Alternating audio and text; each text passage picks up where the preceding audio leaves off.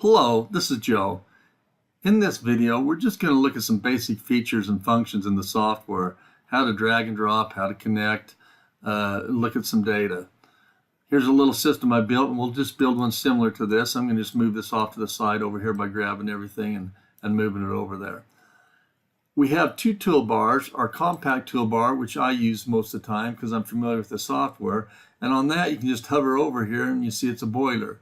Or you see there's an air-cooled chiller there. Or we have a pump here. And then you can click down to it and get the different types of pumps. Our other toolbar at the top, we just added recently, there's just more drill down, meaning hydronic heat pump simultaneous, hydronic, air-cooled chiller, standard or heat recovery, air mech, and then different types. So there's more verbiage and wording on that other toolbar. We'll use the compact while we do this. So I'm just going to come to the boiler tab right there, go down to boiler, and before we picked a Cleaver-Brooks boiler, so I'll do that again. Okay, drop that down.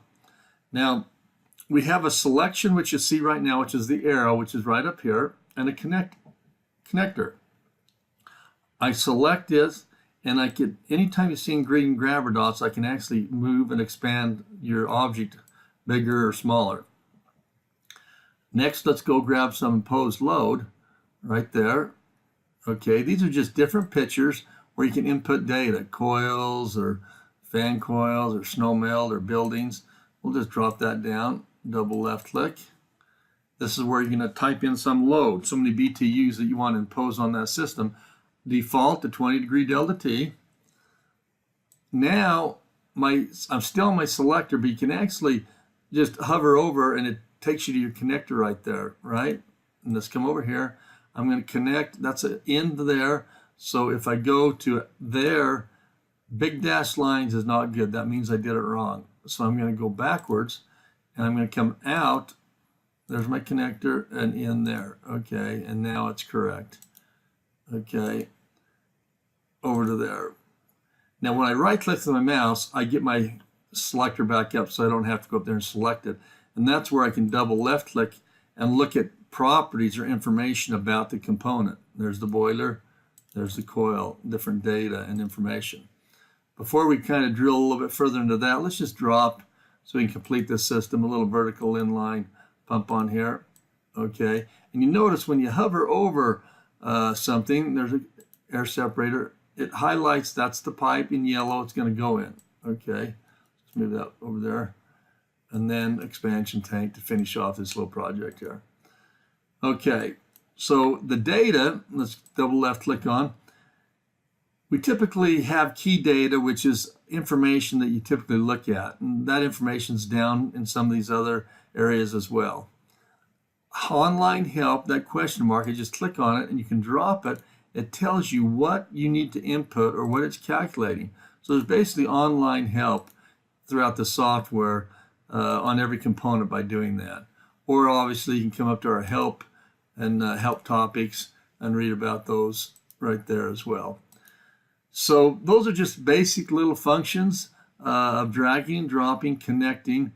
A lot of times you might do one thing and say, I want to copy this and I want to paste it down here and do a what if. What if I change this to a 60-degree delta T up here?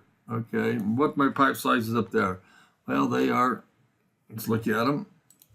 Okay, 60 delta, so with 3.1 GPM, the other one's 9.2. Highlight all the piping, come to our connector. I right click to go to there. There's the diameter. So down here we're 1.25 and up here we're 3/4 of an inch. If the load changes, remember, let's add a 0. Pipes got larger, boilers got larger. We're 3" now, and now we can reselect all that equipment by just hitting the thumbs up button. If the pink shading goes away, you made a selection. It didn't make a selection on that pump, 20 feet ahead and 92 GPM. So let's just go in there and say, I'm going to have to switch to a different type of pump with that low type of, let's just try one there. It might select, it might not with that type of head, but okay, it did there. So you click on that pump and you go in, and now you can see the selection of that type of pump.